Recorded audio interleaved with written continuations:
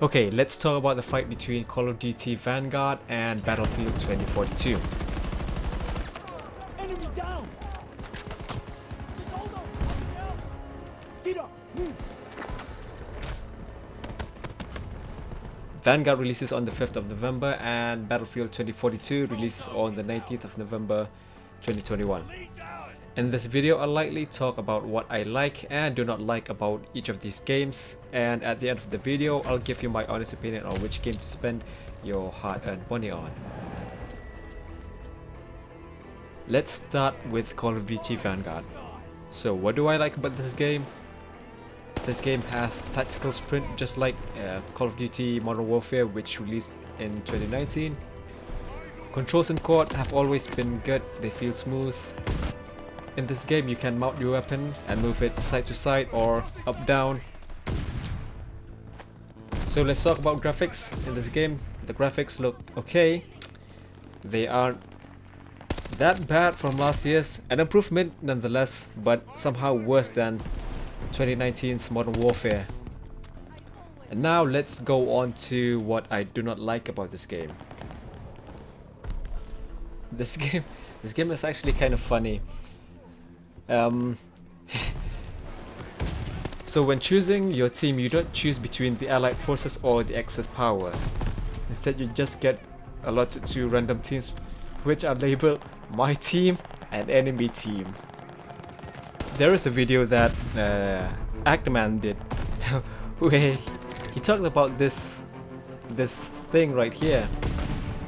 Wait, I'll just show you what he said.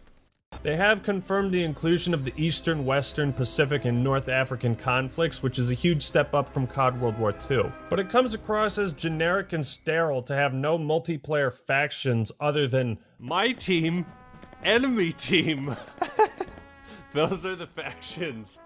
My team and the enemy team. God damn it, I hate this fucking politically correct world of ours. You can't even have like Japs and Americans. I remember. Grandpa, can you tell me about your team? How you fought for your team in World War II? Yes, my team. Look at my glorious team. And the enemy team. We didn't know anything about them, just that they were the enemy. Alright, so environmental destruction in this game is lackluster. It's basically not required in this game. They implemented destruction in this game just to say that, look, we have destruction in this game, environmental destruction in this game. And in my opinion, environmental destruction in this game isn't required, and I see that as something that I do not like. Let's go on to sound. The sound in this game is really quiet. You cannot tell which direction your enemies are coming from, and also when firing your weapon, it sounds really, really weak as compared to other sounds in this game. We took the advantage! Eyes all over me!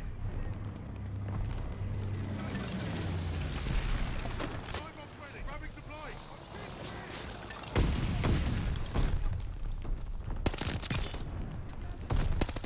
New intel, ready for report. Double kill! Crossing gammon!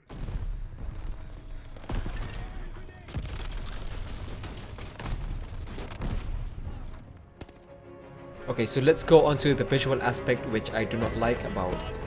In this game, you cannot see your enemies. Even on low graphical settings, which I applied for performance, we'll get to that later, which I applied for performance, you still cannot see your enemies.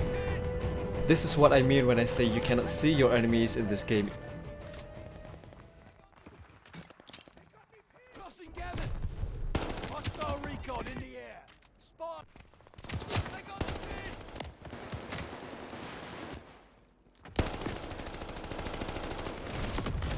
Crossing gammon! I'm being watched!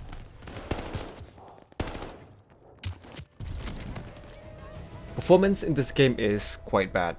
Maybe that's just me because my hardware isn't that strong enough, or maybe it's bad optimization. I'm thinking it's the latter because when I played Modern Warfare, I can run the game on high settings and I will get about 80 to 90 frames per second, but In this game, on low settings, I get about 80 or 90 frames per second.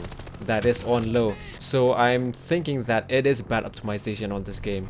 Maybe that will be fixed when the game actually releases. Weapons in this game are not period accurate, but I think that is a lost cause asking for period accurate weapons in a Call of Duty game. Basically, Call of Duty Vanguard is Modern Warfare 2019 with a World War II skin, and that too a fantastical World War II game.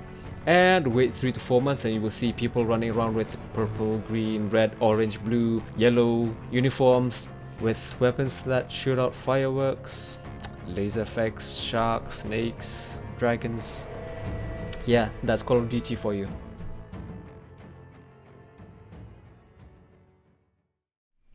Now let's go to Battlefield 2042, starting with what I do not like about this game.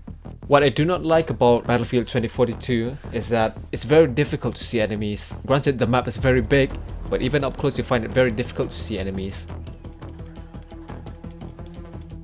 Performance.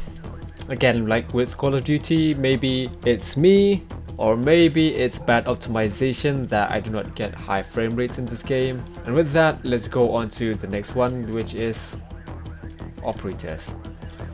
I don't get why every game has to have operators. With Rainbow Six Siege, Call of Duty 2019, now with Battlefield 2042. Yeah. One more downside to 2042 is that there is no campaign. Granted, Battlefield campaigns aren't that memorable when compared to Call of Duty. I'd still prefer if there was a campaign, in my opinion. I guess that's all of the bad things that I do not like about Battlefield 2042. And now let's go on to what I like about Battlefield 2042. Following Call of Duty Modern Warfare 2019's footstep, Battlefield has also included a tactical sprint, which I think is very cool. However, the tactical sprint in Battlefield 2042 is limited from what I've played. At least that's what I think.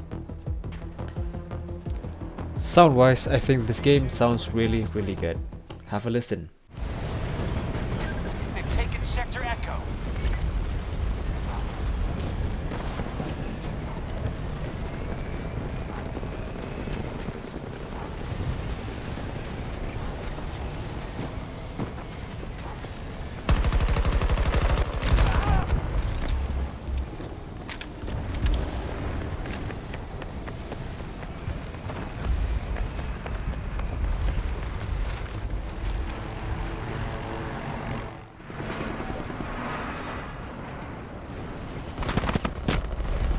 Need a medic!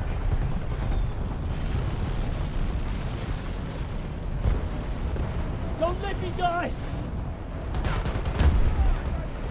Help me up!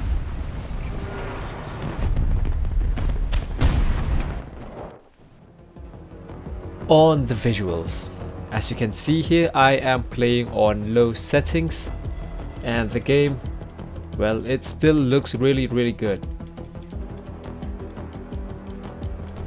Well, Battlefield has had environmental destruction on a level which dwarfs Call of Duty's, where Call of Duty Vanguard implemented a half-assed destruction element where you can only destroy wooden walls. In Battlefield 2042, whole buildings can be destroyed. Battlefield has massive battles where up to 64 players can fight on a map. Now in Battlefield 2042, up to 128 players can play on a map. 64 players on each side. The game is chaotic, and I like it. You can also change your loadout on the fly to suit your current situation. Suppose you're in a situation where you need to quickly acquire your targets and you have a mid-range scope on your weapon. You can modify your weapon and maybe add a red dot sight on your weapon and vice versa. Let's take for example a sniper. You'd put a long range scope on your sniper, right? But when you're trying to advance on a position, you might want to add a mid-range scope on it, and you can do that in Battlefield 2042.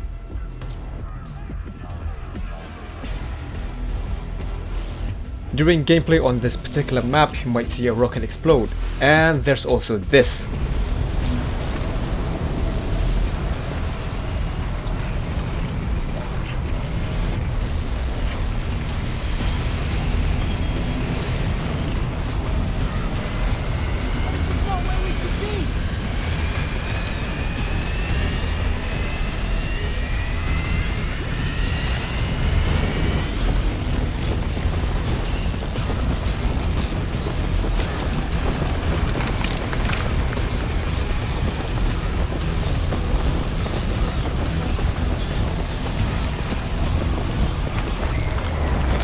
tornado. A freaking tornado. Do I need to say more?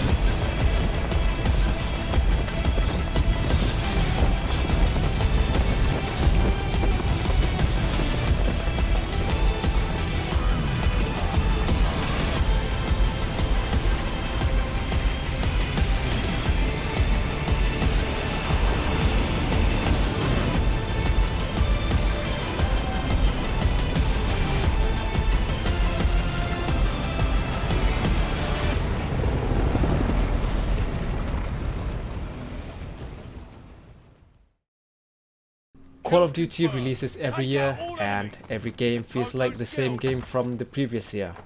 It's just like that scene in the interview. We have different faces, but inside we are same, but different, but still same. So, what game should you buy? If you play every Call of Duty campaign with the multiplayer being the bonus, then get this game. If you play Call of Duty only for the multiplayer, then play Modern Warfare 2019 or the previous year's Call of Duty Black Ops Cold War. The last Battlefield game was Battlefield 5, which released in 2018. Battlefield 2042 has way more to offer in terms of gameplay. And did I mention the tornado?